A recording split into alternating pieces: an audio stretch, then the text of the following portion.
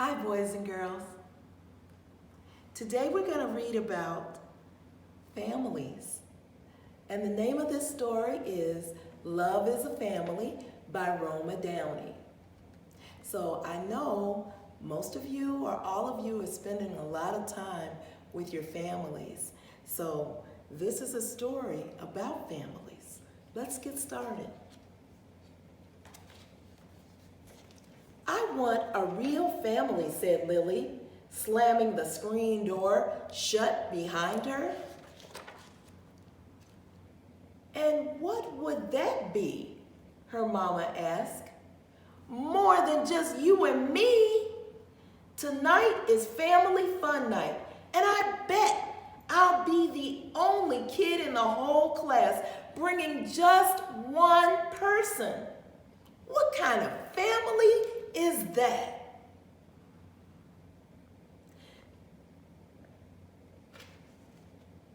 A small kind, teased Mama, but it's still a real family. Lily didn't want to have a snack with Mama like she did most days after school. The house was too quiet and too neat. I'm going next door, she said. Melissa's house was never quiet, and it was never, ever neat. Melissa had 4 brothers and 2 sisters. She shared a room with her sisters, and every night they had a pillow fight before they went to sleep. When I go to sleep, thought Lily, all I get is the next chapter in the book Mama and I are reading together. Lily played with Melissa in her noisy, messy house until Mama called her home to get ready for family fun night. Mama asked, do you want to call Uncle Mike and Aunt Lizzie to see if they'll meet us there? Uncles and aunts don't count, Lily told her. Sometimes I wish I had sisters or a dad who lived with me, or at least a brother or something. I know, said Mama. Sometimes I wish that too, but most of the time, our little family feels just right to me. Love is what makes a family, and we've got plenty of that.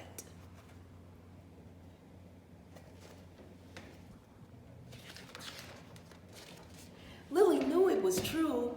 Even so, her lonely feeling wouldn't go away. She kept worrying about how they'd be the weirdest family at family fun night. But as it turned out, they weren't. Now look at all the families there, boys and girls. When they got there, they saw plenty of families that didn't look like Melissa's. Lily talked to a girl who was there with just her dad. She came back and whispered to Mama, Remy's mom died and she has no brothers or sisters, so it's just the 2 of them. That's how I grew up too, said Mama. Lily had forgotten about that. It felt weird to think about her mom as a little girl.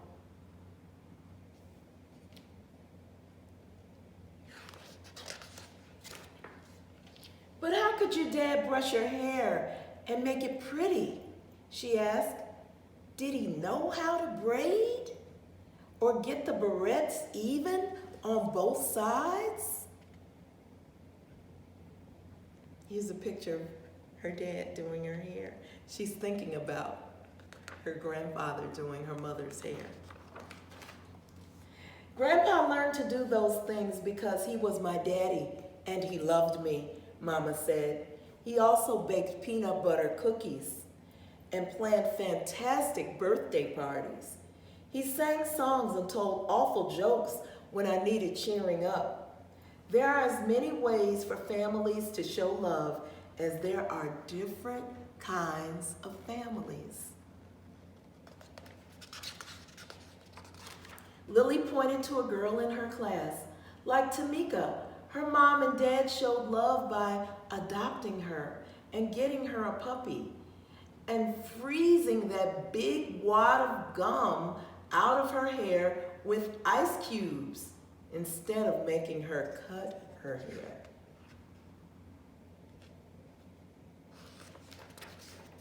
Mama laughed. And how about Josh and Tony across the street? They don't have parents now, but they have grandparents who pop popcorn for scary movies, rescue balls from the roof, pull splitters out of dirty fingers, and catch lightning bugs. I call that a family. These two boys live with their grandparents. Family fun night. They saw families with stepdads and stepmoms and half-sisters and half-brothers. There were single moms and single dads, and families made up of different colors of skin. Everyone was laughing and showing their love by being together.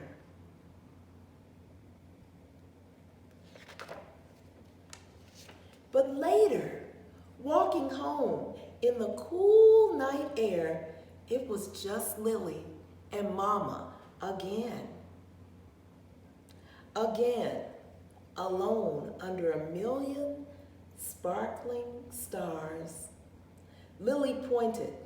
See that big bunch of stars over there? That's how big Melissa's family is. That's a nice bunch of stars, said Mama. Yeah, but look at those two pretty stars twinkling together over there, Lily said, smiling. They're like us. They're shining just as brightly. Mama, someday you'll be old and I'll be grown up, said Lily. And do you know who will brush your hair then? It will be me. And I'll braid your hair for you. And I'll make sure the barrettes are even on both sides because you and I will always be a family and we'll always have love.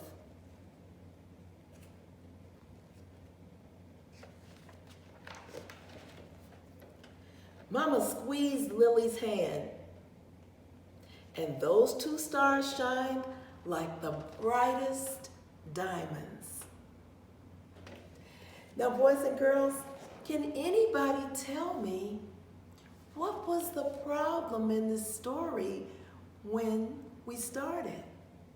Are you thinking? I'm thinking. And if we go back to the very first page, we see that Lily is upset. I want a real family, said Lily, slamming the screen door shut behind her. So she slams the door. She wants a real family. To Lily, a real family seems to mean more people. And what would that be, her mama asked. More than just you and me. Tonight is family fun night, and I bet I'll be the only kid in the whole class bringing just one person. What kind of family is that?